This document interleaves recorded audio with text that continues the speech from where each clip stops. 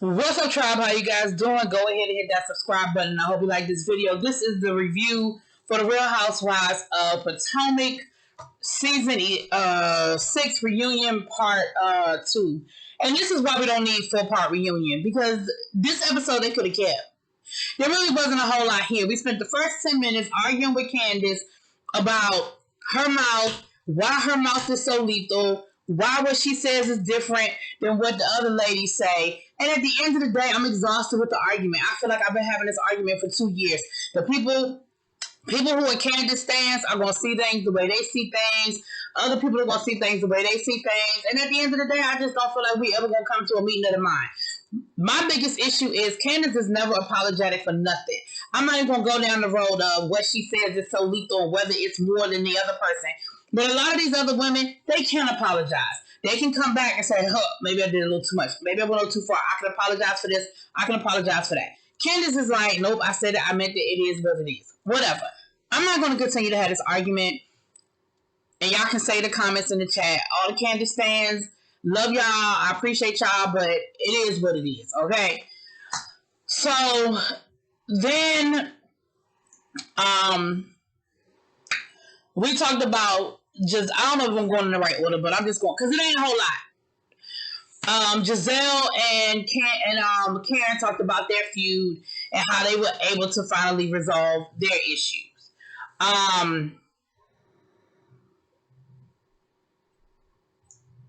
Karen know that she was crazy talking about Giselle wishing death on Ray. She know good and daggone well.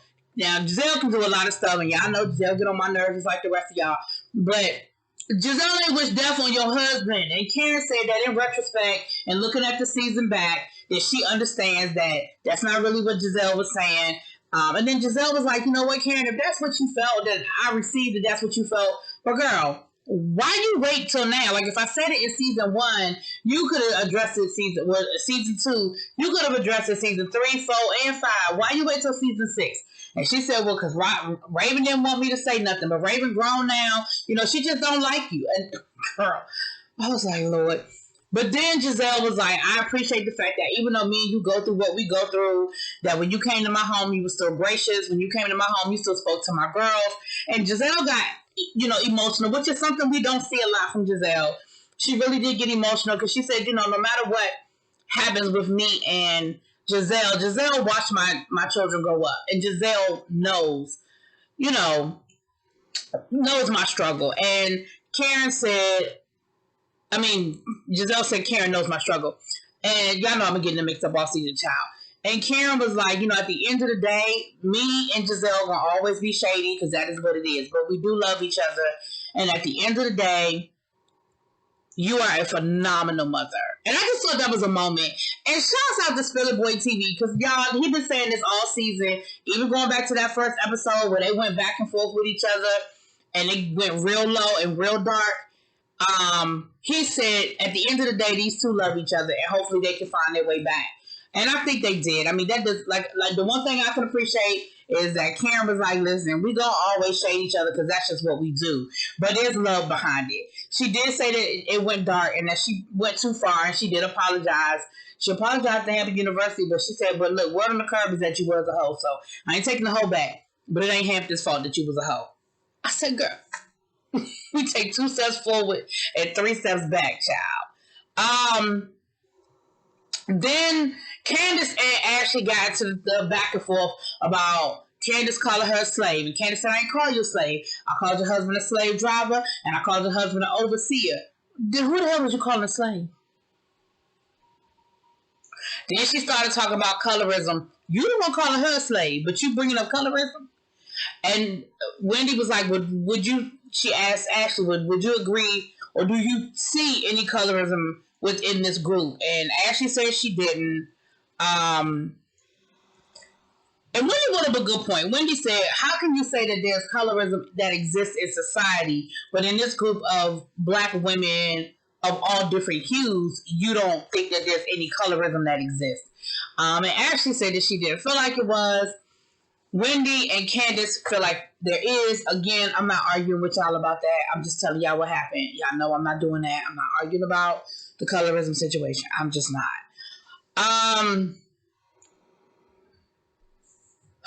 They talked about the candles.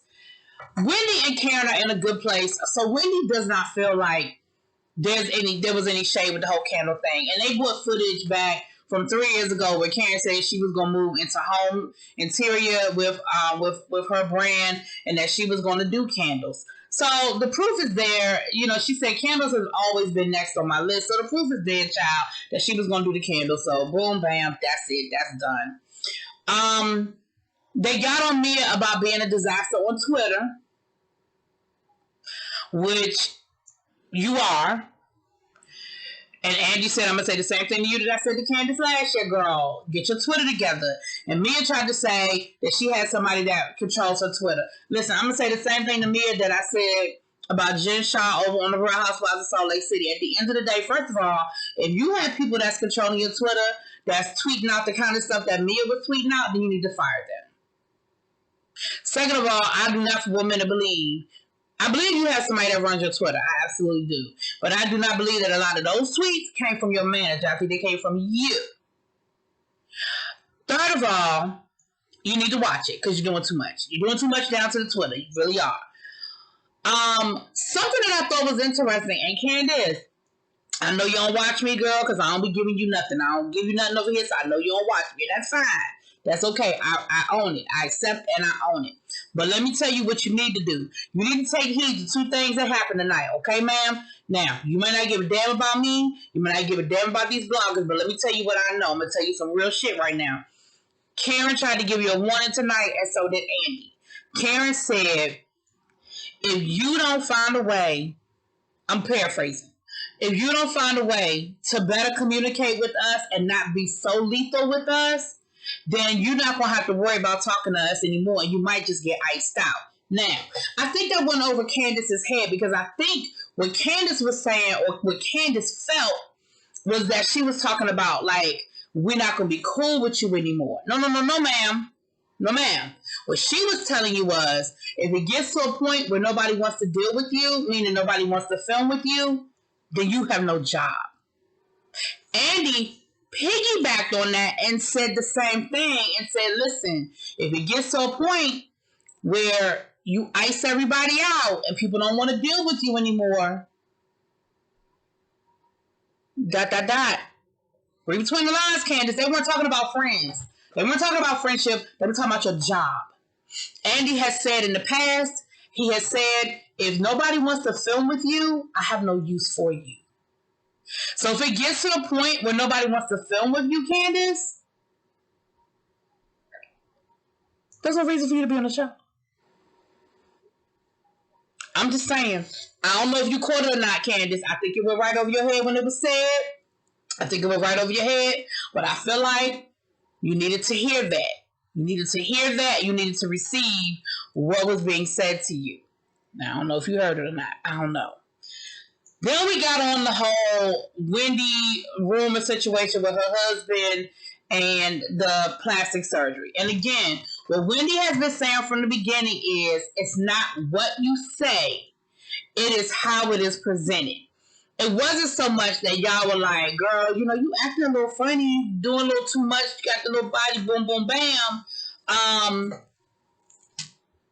Wendy was like, it was just a way in which it was said that you made it seem like I got these improvements done. Or, well, I don't want to use the word improvement because I think Wendy was beautiful before. But you got surgery to compensate for the rumors out there about your husband. She said that is what bothered her, and that's rooted in misogyny to insinuate that a woman has to go out and have plastic surgery in order to keep her man. And so I can understand where Wendy was coming from, and I can understand Wendy being angry about it. Now, they brought up the whole rumor thing again, and Wendy's thing was, listen, the rumor was on a blog that maybe she said a couple of hundred, more like a couple of thousand, because we know what blog it was. A couple of thousand people, you know, this particular blogger had damn near 100,000 subscribers when this was going down. So we're not talking about neither here nor there. Wendy's thing is, but you chose to repeat it on a platform that has millions of people. Now, in Giselle's defense, and y'all know that hurts coming out of my mouth to defend Giselle in any way, shape, or form. But in Giselle's defense, she did say she didn't think the rumors was true. Now, you did keep bringing it up, though, Giselle. You kept bringing it up, girl. But she did say that she didn't believe them and she didn't think that they were true. But I absolutely understand where Wendy is coming from to say, you kept talking about it, you kept bringing it up, and it just became, this big thing, and, I just felt like he was playing with me. But, again, to Robin's defense, Lord, I'll say that. But in Robin's defense, Robin was like, but girl, they start rumors about all of us, especially that particular blog. That particular blog says a whole lot of nasty things about us. You just gotta let that shit roll off your back, like Wendy. And I get it, it's your husband, it's your family. But at the end of the day, girl, they say stuff. Look, that same blog said that Giselle got a hot box. I don't know whether she do or not. That's certainly not my business. But it's just the point that vicious things have been said about all of y'all. You ain't the only one that dated and said stuff about their man. Like, girl, if it's not true, then it's not true. If it is true, then you and Eddie need to handle it however y'all need to handle it. But you was doing a lot. Now, don't get me wrong. I was entertained by the read you gave Giselle. But you was doing a lot. But I also understand where the anger was coming from, because I do feel like Giselle and Robin were being really catty and judgmental about it. I absolutely do. And like I said, I said it at the time. I felt the way I felt, okay, at the time. They talked about Ashley and her baby and her postpartum, and how she did a lot better with the postpartum this year than she did with the first baby, because she had Dean, and she knew she couldn't really tap out because she had 2 babies to take care of, and it helped because she kind of didn't know what to look for and all that good stuff. They brought up her husband wanting to get into movies, and somebody questioned whether it was gonna be porn. Now listen, a lot of people was thinking it, and Ashley said, well, we'll cross that bridge when we get to it, and everybody was kind of like, huh?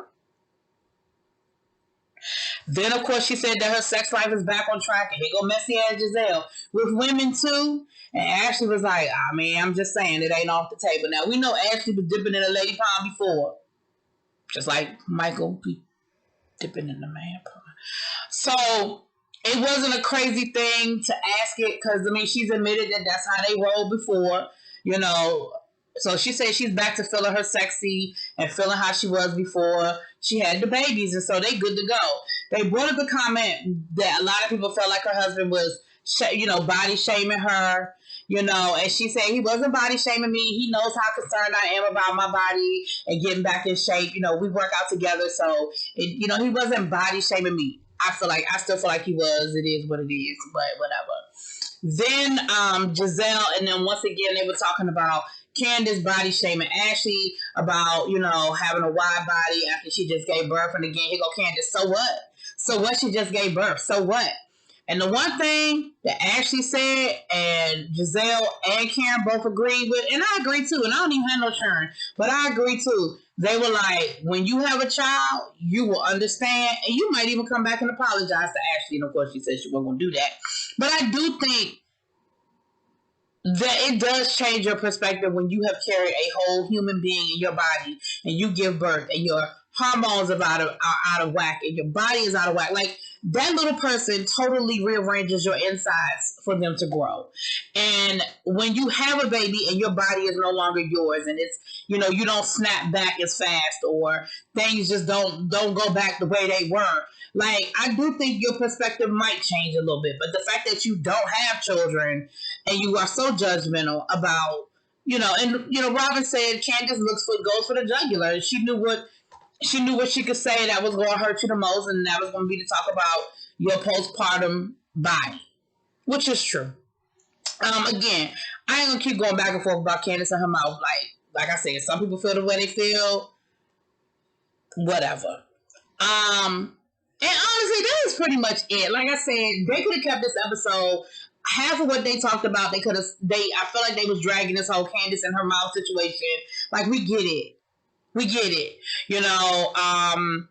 I just feel like a lot of what they brought up, they could have sliced it up and put it in the other way. They addressed the fact that why Candace is so angry with Ashley. She's still mad because Ashley wrote that letter on behalf of Monique, and she just can't get past it. She just felt like that was just a horrible thing for Ashley to do, and she just can't forgive it. She said, and you're still friends with this person who did this to me. And, Andy was like, well, how do you feel about Karen? Like, Karen is still friends with Monique. Like, and she was like, well, I'm angry about that too. That bothers me too. Girl, look. You can't police who people are friends with. Like, you just can't.